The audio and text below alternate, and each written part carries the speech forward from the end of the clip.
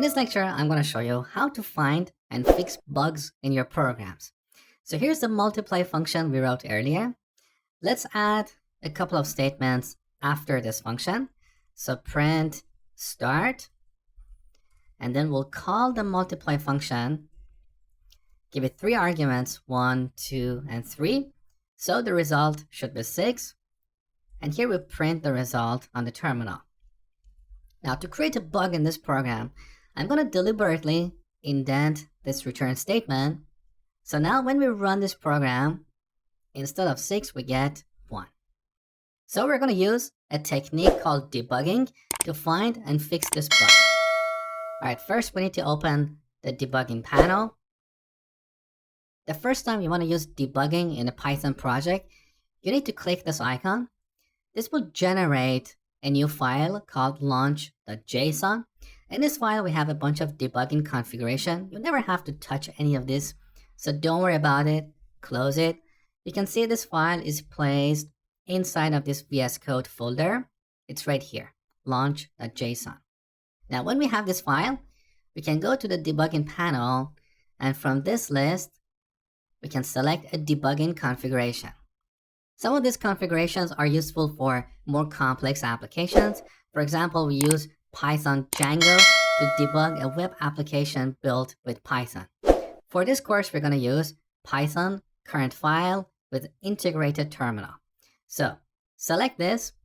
Now to start debugging, first we need to add a breakpoint on one of these statements. So I'm going to put the cursor on line 8 and insert a breakpoint by pressing F9. So this is our breakpoint. We can press F9 one more time to remove it. If you're on a Mac keyboard, you should press the function key, which is on the bottom left corner of your keyboard, and then press F9. So here we have a breakpoint. Now we can press F5 to run the application up to this point. So F5. So this automatically opens the integrated terminal here. Don't worry about this. I'm going to close it. So you can see our program is running up to this point. This line is highlighted. Now we can execute this program line by line and see exactly what happens at runtime. So to execute one statement at a time, press F10. Okay, we are done. Now we are on line 9. However, on line 9, we're calling the multiply function. If we press F10 again, the execution stops. So we couldn't figure out why we got 1 as the result of multiplying these numbers. So let's start debugging one more time. We press F5. So once again, we are on line 8. Let's step over this line with F10. Now this time, we want to step into this multiply function so we see exactly what is going on here. So instead of F10, press F11. Now we are on line 2. So if you're calling a function that you have defined, you can step into that function using F11. Now here we are in the multiply function. On the left side, inside the variables panel, you can see all the variables that are meaningful in this function. So under locals, we have numbers. So this is our numbers argument. You can see this is set to a tuple with 3 numbers, 1, 2, 3, right?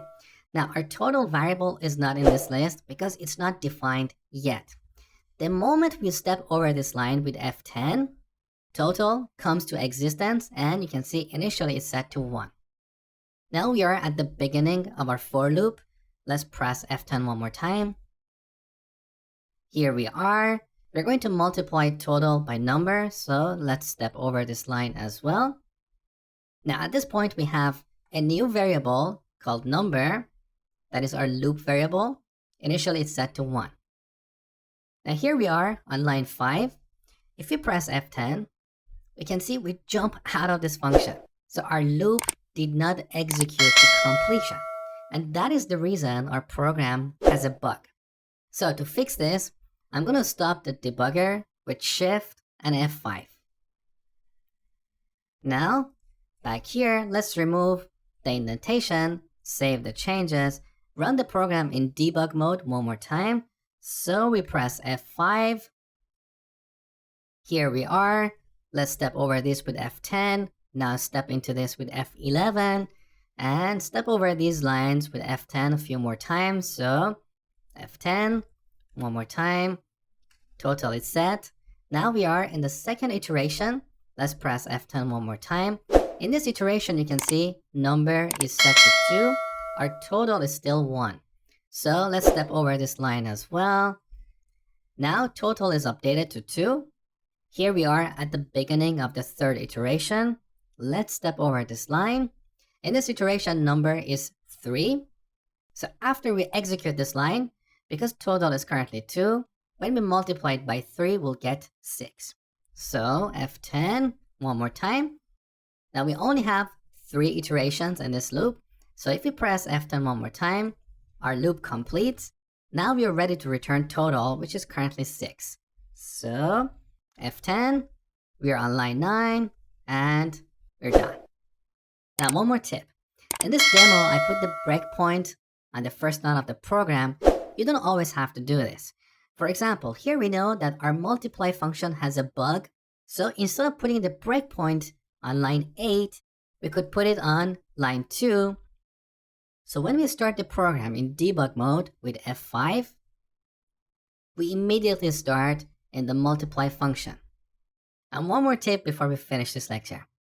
If you step into a function and you know that that function works properly, you can immediately step out of that function with Shift and F11.